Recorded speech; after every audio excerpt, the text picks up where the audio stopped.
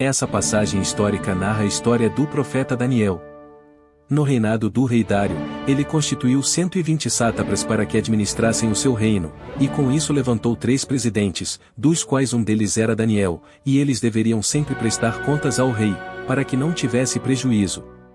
Sobretudo, Daniel era o mais leal a Deus, e por isso se destacava entre os outros. Com isso, o rei cogitou colocá-lo sobre todo o reino, então os outros presidentes começaram a persegui-lo, arrumar pretextos para culpar Daniel em relação à administração do reino, mas não conseguiram, pois Daniel era extremamente correto em tudo e não achavam brechas e nem culpa alguma.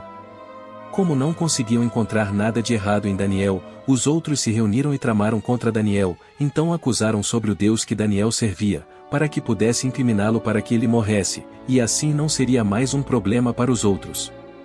Então esses outros presidentes e sátrapas foram até o rei e disseram que o rei Dário viva eternamente. Assim, conseguiram que o rei assinasse um decreto que ninguém na província pudesse adorar ou fazer nenhum pedido a nenhum deus que não fosse o rei Dário, como punição, que esse que cometesse tal coisa fosse jogado na cova dos leões. Portanto, ó rei, sancione o interdito e assine o documento, para que não seja mudado segundo a lei dos medos e persas, que não possa ser revogado. Assim, o rei Dário assinou o documento e o interdito. Daniel, quando soube desse interdito, recolheu-se em seu aposento no alto, e olhou para a janela, que ficava de frente a Jerusalém. 3 vezes por dia, Daniel se punha de joelhos, dava graças ao seu Deus e orava, como era de costume. Então, os 2 governantes foram até a casa de Daniel, e o encontraram de joelhos orando, fazendo súplicas ao seu Deus.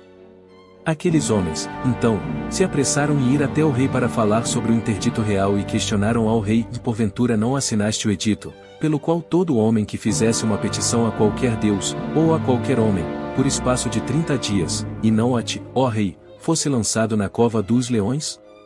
Assim, o rei lhes respondeu: esta palavra é certa, conforme a lei dos medos e dos persas, que não se pode revogar.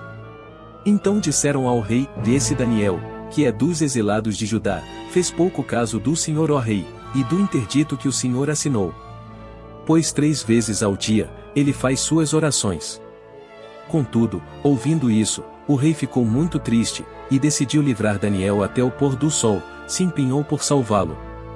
Então, aqueles homens ainda não ficaram satisfeitos, e questionaram o rei dizendo: lembre-se, ó rei, que a lei dos persas, nenhum interdito pode ser revogado após ser sancionado. Não obstante, o rei ordenou que trouxessem Daniel e o disse que o seu Deus, a quem você serve continuamente, o livre. Então ordenou o rei que o jogassem na cova dos leões, e foi trazida uma pedra, e ordenada que a colocassem na porta da cova e foi selada com seu próprio anel, e com o anel dos homens importantes do reino, para que nada se mudasse a respeito de Daniel. Então o rei se dirigiu ao seu palácio, se colocou em jejum e não permitiu que o levassem nenhum instrumento de música, e não conseguia dormir, pois o sono fugiu dele. Pela manhã, ao romper do dia, o rei se levantou, se apressou e foi direto à cova dos leões, e ao abrir a cova, chamou em alta voz por Daniel com uma voz triste dizendo: Daniel, servo do Deus vivo, será que o Deus a quem tu serves conseguiu lhe livrar dos leões? Em seguida, Daniel respondeu: que o rei viva eternamente. O meu Deus enviou seu anjo e fechou a boca dos leões para que não me fizessem mal algum, porque fui considerado inocente diante dele, e também não cometi nenhum delito contra o Senhor, ó rei. Sendo assim, então o rei, com muita alegria, ordenou que tirassem Daniel da cova. Assim Daniel, quando foi tirado da cova, não se achou ferimento algum, porque havia confiado em seu Deus. Então, o rei deu uma ordem, mandou chamar os homens que haviam acusado Daniel, foram todos jogados na cova dos leões com seus filhos e esposas. Ainda não tinham chegado ao fundo da cova, logo os leões se apoderaram deles, e lhes esmigalharam todos os ossos. Depois disso, o rei Dário escreveu outro interdito: a todos os povos, nações e línguas que habitavam em toda a terra, e que a paz seja multiplicada. Hoje faço um decreto em todo o domínio do meu reino, que todos tremam e temem diante do Deus de Daniel, porque ele é o Deus vivo e que permanece para sempre.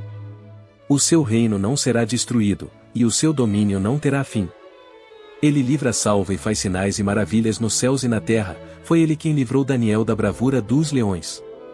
Daniel prosperou no reinado de Dário e de Ciro, o